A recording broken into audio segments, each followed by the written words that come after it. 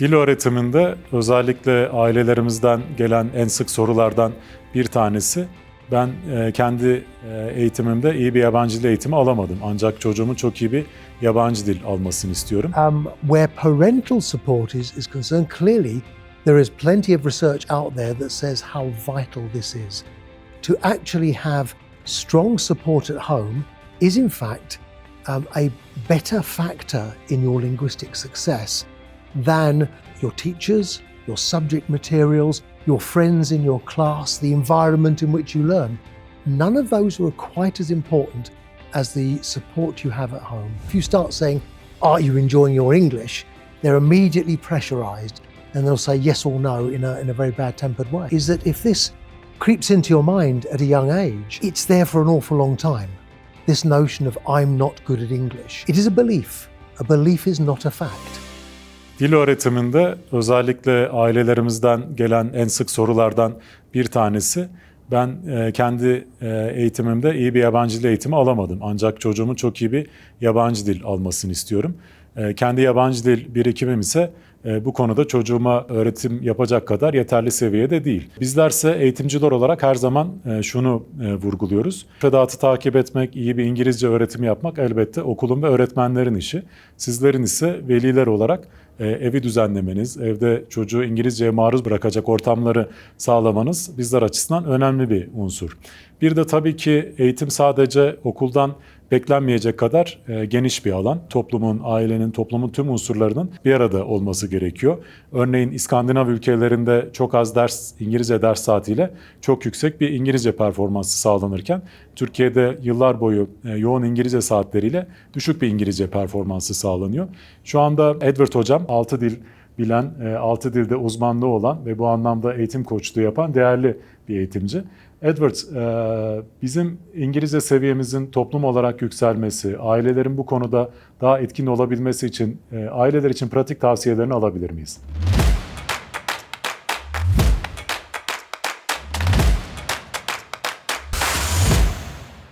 I think the issue here is in making comparisons. One of the problems here is certainly not to do with the ability of any of our students in this country. We have students of great linguistic ability, but at the same time, they're within a system that is exam-driven, and therefore it becomes harder for them to prioritize speaking, or indeed for parents to see speaking as a hugely important skill, because there are exams coming over the hill, and children feel they have to focus on those. So within an exam-led system, we're comparing ourselves. Am I better or worse than the other guy? And that's always in our minds. And we're comparing ourselves nationally, I think, to other countries as well. We're looking at other countries and saying, well, they appear to teach English better or understand more or have a greater fluency.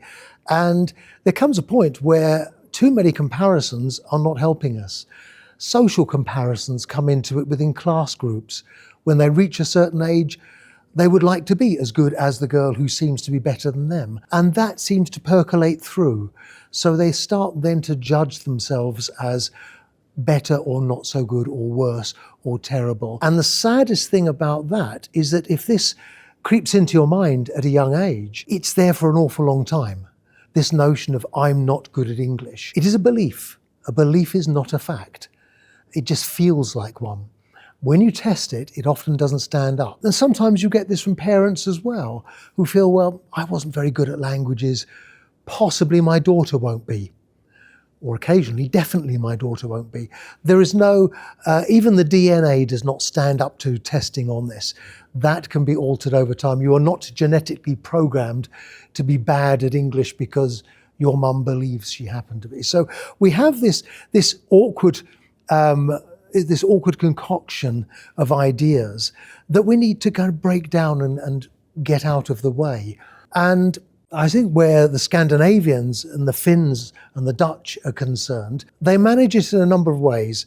Firstly, yes, it's not to do with the number of hours you have per week. Ultimately, your success is to do with what you make of that time, not whether you have more or less of it. But also, it's the notion that English is filtered throughout the school. It is not simply another subject, a bit like maths and a bit like history. It is something through which we can study maths and history. And indeed, within our own schools, we have groups and schools who have tried this, to teach maths with an English teacher present, so that the idea of talking about maths and numbers becomes very natural to people. And they're dealing with maths, they're not dealing with English. English is the tool through which they do that, through which they communicate. And as long as we stay on that level, English then stops this slide into a very difficult subject. Where parental support is concerned, clearly there is plenty of research out there that says how vital this is. To actually have strong support at home is in fact a better factor in your linguistic success than your teachers, your subject materials, your friends in your class, the environment in which you learn. None of those are quite as important as the support you have at home. And without wishing to panic parents about this, the level of the parents' English is not the issue here. It is the way in which English is accepted. As soon as you have a relative who comes into your house and notices that you're doing your homework and says something along the lines of, "Oh, I couldn't do that when I was at school, English was hopeless," you've sown the seeds of it going wrong. And sadly, people remember that. It is something you will remember when you are 100, unless you choose to change it. Yeah, exactly. Many of my parents' meetings, some parents tell me that I'm not an expert on English, I don't speak English, I don't read or write in English, and they are really anxious about the development of their kids. And many times I ask their occupation. They tell me, let's say, I'm a civil engineer, and I'm asking their parents' occupation. Were they civil engineers? No, they say they have nothing to do with engineering. And I tell them the reason why you became an engineer is the climate of your house, not your parents' background, not your parents' knowledge. It's the climate of your house that provided you a confidence in your house. I think that's the way in English education, in my opinion. I would agree entirely with that. And parents needn't worry about needing to seem better than their children. It's wonderful if your children can tell you things you didn't know. I think there's some tips that parents can take on board.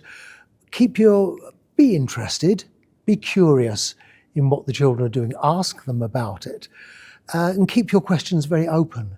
Tell me about this.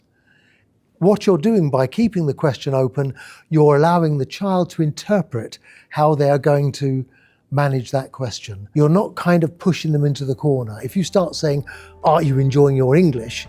they're immediately pressurized and they'll say yes or no in a very bad-tempered way, and rightly so. Keep the questioning open and stay very curious, because that's the curiosity we want the children to mirror as well. Thanks a lot, Edward. Ailelerin endişe duyduğu, sorun yaşadığı önemli konuları bugünkü videomuzda ele aldık. Çocuk gelişimiyle ilgili, eğitim öğretimle ilgili kritik konuları TAGEV'in sosyal medya hesaplarında takip edebilirsiniz.